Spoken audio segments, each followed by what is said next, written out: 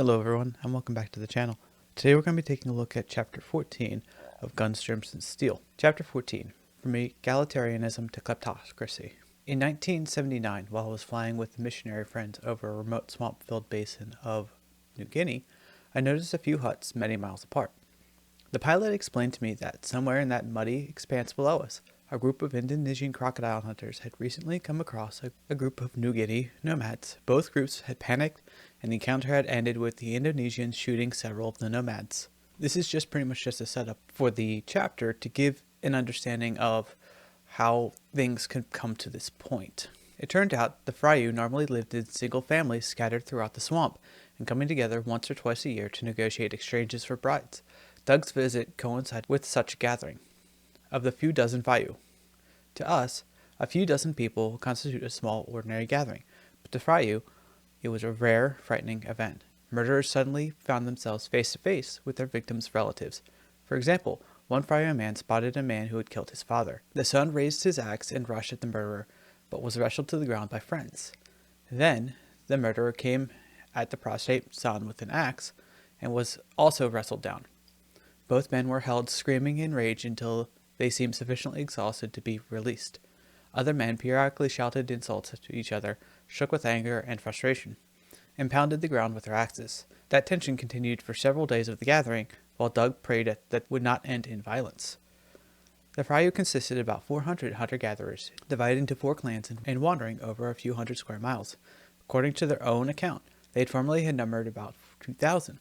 But their population had been greatly reduced as a result of the Fryu killing Fryu. They lacked the political and social mechanisms which we take for granted to achieve peaceful resolution for serious disputes. Eventually, the result of Doug's visit, one group of Fryu invited a courageous husband and wife missionary couple to live with them. The couple has now resided there for a dozen years and gradually persuaded the Fryu to renounce violence. The Fryu are thereby being brought into the modern world, where they face an uncertain future. The reason I bring this up is this gives you an understanding of how fraught interactions were between the hunter and gathering communities. And because there's no social structure for them to dictate how they should behave with each other, this gives you an understanding of how quickly things can turn to violence, particularly when they have something that the other person wants, or that there is a perceived insult. We're going to go over into 4 different sizes of civilizations. As I mentioned in the beginning, we start with bands, tribes, chiefdoms, and then finally states. So let's get into the first one. Bands are the teeniest societies consisting typically of 5 to 80 people, most or all of them close relatives by birth or by marriage. In effect, a band is an extended family or several related extended families. Bands still living autonomously are almost confined to the most remote parts of New Guinea and Amazonia. But within modern times, there were many others that have only recently fallen under state control or been assimilated or exterminated. Bands are really small when we're talking about individuals as far as groups. Typically, what they're talking about here is that you actually have family groups that are moving around that are closely tied. So you have deep connections already within these groups. The problem is that anybody outside of that group is automatically considered hostile, or at the very least considered a possible threat. The first of these stages beyond the band is termed the tribe, which differs in being larger, typically comprising hundreds rather than dozens of people, and usually having fixed settlements. However, some tribes, even chiefdoms, consist of herders who move seasonally. Now we're going to a larger group. We're talking hundreds rather than dozens of people, where we could have up to 1,000 people typically living in settled areas.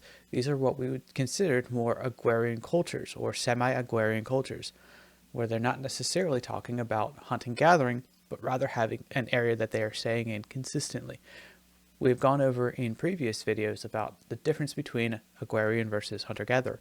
This is where that transition takes place, where you have a larger group, typically considered, as termed here, tribe, as opposed to bands, which are more hunter-gatherer. For other types of human groups, as well as a few hundred, seems the upper limit of a group size compatible with everyone's knowing everybody. In our state society, for instance, school principals are likely to know all their students by name. The school contains a few hundred children, but not if it contains a few thousand children. This is the part where things start to break down society, because for us, we can't necessarily know the people who are on the other side of even necessarily our town, but back when we're talking about tribes, we're talking about intimate families or intimate groups where everybody knows each other. This prevents any sort of conflict, or at least enough of a distance is close, or at least they're close enough where people know each other and are able to mediate some of these problems that can arise over the course of time. As regards to population size, chiefdoms are considered larger than tribes, ranging from several thousand to several tens of thousands of people. That size created serious potential for internal conflict because, for many persons living in a chiefdom, the vast majority of other people in the chiefdom are neither closely related by blood or marriage or known by name. With the rise of chiefdoms around 7,500 years ago, people had to learn for the first time in history how to encounter strangers regularly without attempting to kill them. Part of the solution to that problem is that, as for one person, the chief, to exercise monopoly on the right to use force. In contrast, a tribe's big man, a chief, held a recognized office filled by hereditary right, instead of a decentralized anarchy, a village meeting. The chief was a permanent centralized authority, made all significant decisions, and had a monopoly on critical information, such as what a neighboring chief was privately threatening or what harvest the gods had supposedly promised. As always, I'm only going over a little bit of the chapter, so I will be linking the resources I use in the description below. Please check out the book for yourself. But one of the issues that they're talking about here is that for a tribe, they're talking a much smaller group. So, for instance, an example would be Disney's Moana. And what they're showing there is that while that's technically a tribe, it's actually a much smaller group than what we considered a chiefdom.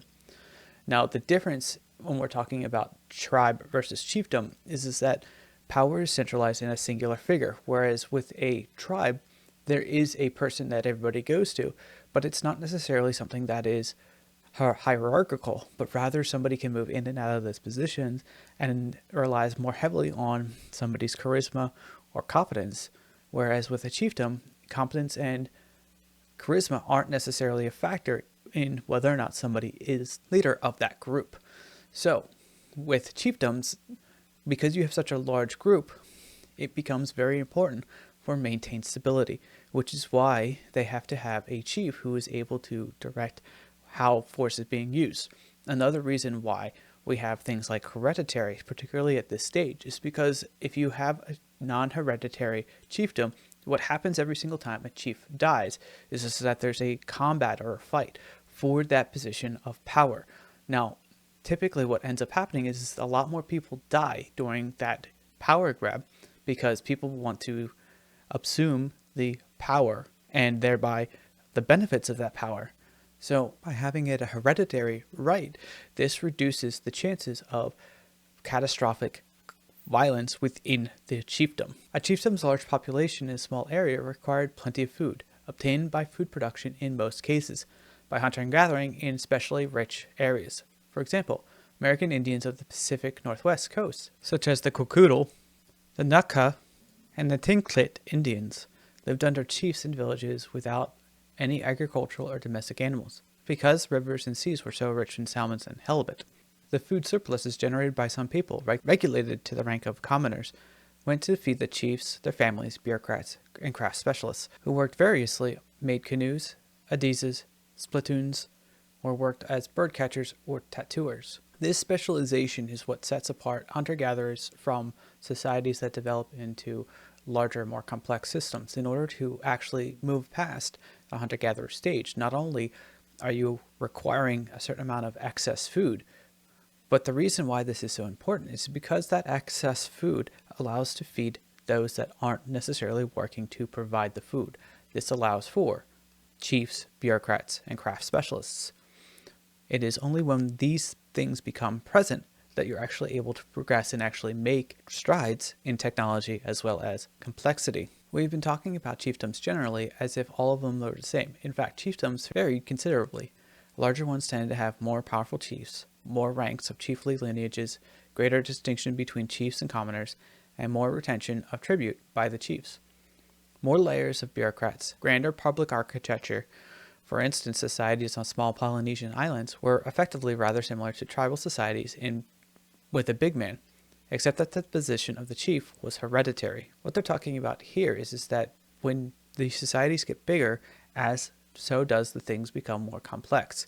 So for instance, when they're talking about the chiefdoms of the Polynesian islands versus the tribal societies, what they're talking about here is by the size of those societies, that dictates how complex a system can be. By now, it should be obvious that chiefdoms introduce a dilemma fundamental to all centrally governed, non-egalitarian societies. At best, they do good by providing expensive services impossible to contract for an individual basis. At worst, they function unabashedly as kleptocracies, transferring all net worth from commoners to upper classes.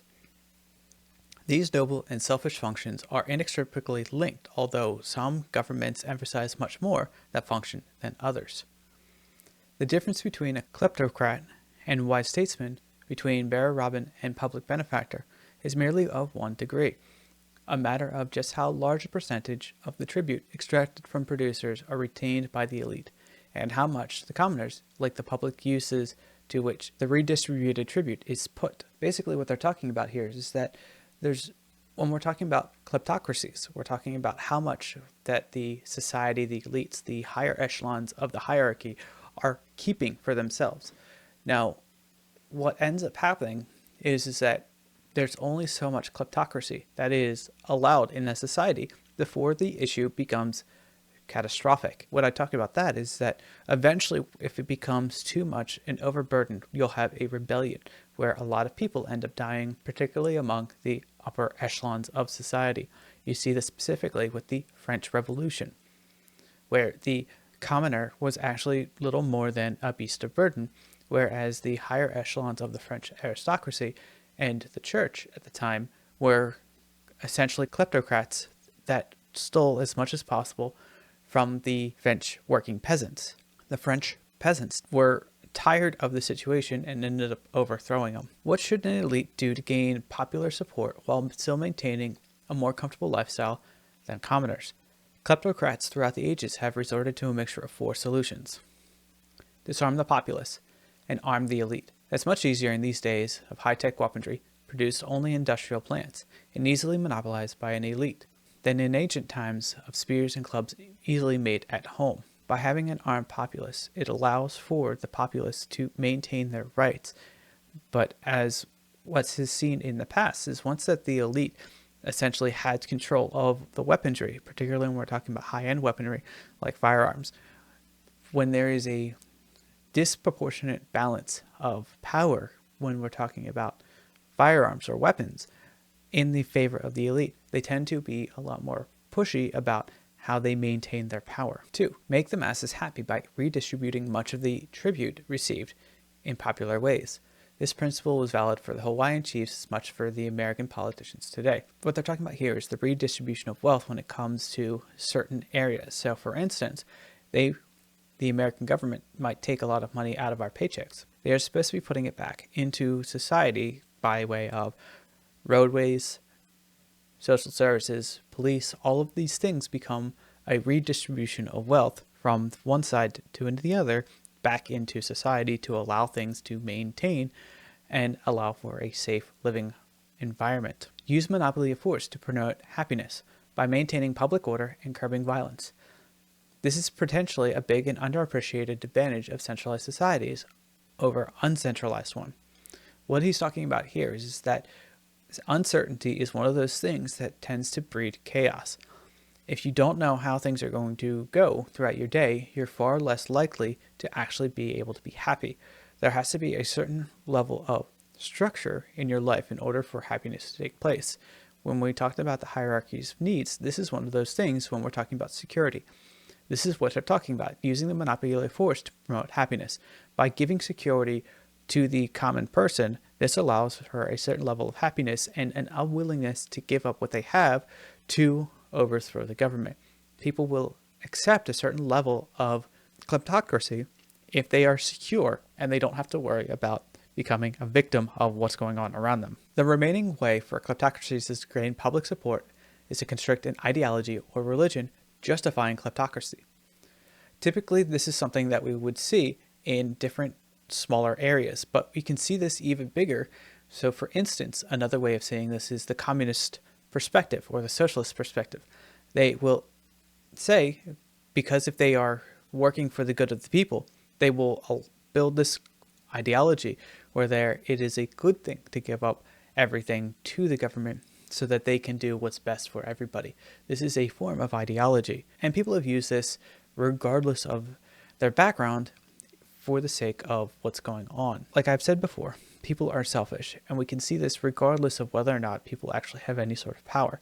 A prime example of this are Hollywood actors and actresses who become very arrogant in how they are interacting with society. And what can end up happening is that they have a inflated sense of ego where they demand a certain level of behavior or respect around them, and they are able to use their power by money and fame to demand these things from those around them. It's not uncommon for actors and actresses to become very arrogant and to treat those around them, particularly assistants, as if they are nothing to them. Because this is the same thing that deals with arrogance and power. Power corrupts. Absolute power corrupts absolutely. This is why these always devolve into a kleptocracy. When you have power going from one point to another, there is a cycle that ends up happening when people become part of societies. They end up becoming like a kleptocracy because what happens before always gets built upon. And this is something that's seen. Oh, it's good to take this from this group of people, but when it comes to this other group of people, that might come up next. So as the power becomes more centralized, it's far more likely to become a kleptocracy where people are stealing from those around them to satisfy their own selfish desires. Besides justifying the transfer of wealth to kleptocrats, institutionalized relationship brings two other important benefits to centralized societies. First, shared ideology or religion helps solve the problem of how unrelated individuals are to live together without killing each other by providing them with a bond not based on kingship. Second, it gives people a motive other than genetic self-interest for sacrificing their lives on behalf of others. At the cost of a few society members who die in battle as soldiers, the whole society becomes much more effective at conquering other societies or resisting attacks. The reason I bring this up is because what can happen for us as writers is that we see imbalances in societies and think that we need to get rid of all imbalances. But we sometimes forget that sometimes those perceived imbalances might actually have a benefit. So growing up, there was a lot of anti-religious perspective that people, even to today, will say that all religions are evil and that we would be much better off without them. They forget that religion is one of those cohesive elements in our society that prevents people from destroying each other. Because, like I will always say, people are selfish, and if they have the ability to get away with something, then they are more likely to do it. By having a religion where somebody outside, a unknown force outside of their own perspective, is counting their costs or counting their behavior, whether for or against what's going on, this allows for a much cohesive behavior across the whole society. So story ideas. So we can take each of these four that we're talking about. So let's start with the first one, the band. So you have a character that is growing up in a band where they live in a much smaller society, where they live with people that they've known pretty much their whole lives. Now, if you take that person and you put them into a much larger society, so if we took somebody from a band and put them in a chiefdom, how are they going to be reacting to the societal norms and pressures that those people are dealing with? And how we can show that this person has an understanding or they are learning how to deal with the new situation. So for instance, a way you could show this is that, going back to the Polynesians, you have a much more complex, larger society that overtakes and captures a much smaller band group and actually brings them over. Now, this is seen in the movie Apocalypto to disastrous effects for the main character. But this gives you an idea how you can use these differences. So, for instance, you have a tribe. You will have a tribe of much smaller group, and they are generally knowing each other and knowing the people across. They're not as close as the band is, but a much larger understanding what's going on. You can use this in a much larger area. So, for instance, you could have a small group necessarily as a societal structure. So, for instance, you can consider a school to be a form of tribe where they have different interactions with each other. So if you take somebody from a high school and they grow up and then they are finding themselves in a much larger environment, a much larger societal, they are allowing those tribal connections to actually develop relationships with other people. So for instance, a way you could show this is you actually have two people, they went to high school together. Something happens where they both get sucked up into a intergalactic story. Now they are tribes people and they know each other and they are able to connect and have relationships with each other in different ways. So you can show them dealing with a much larger scenario than what they're typically used to. This allows for a interpersonal connection that you can develop and bounce emotional beats off of each other to help create a sense of what's going on. Now, these are just some of the ways that you can use these things into your story to help tell the story in a more richer and deeper way by imbuing this with emotionality.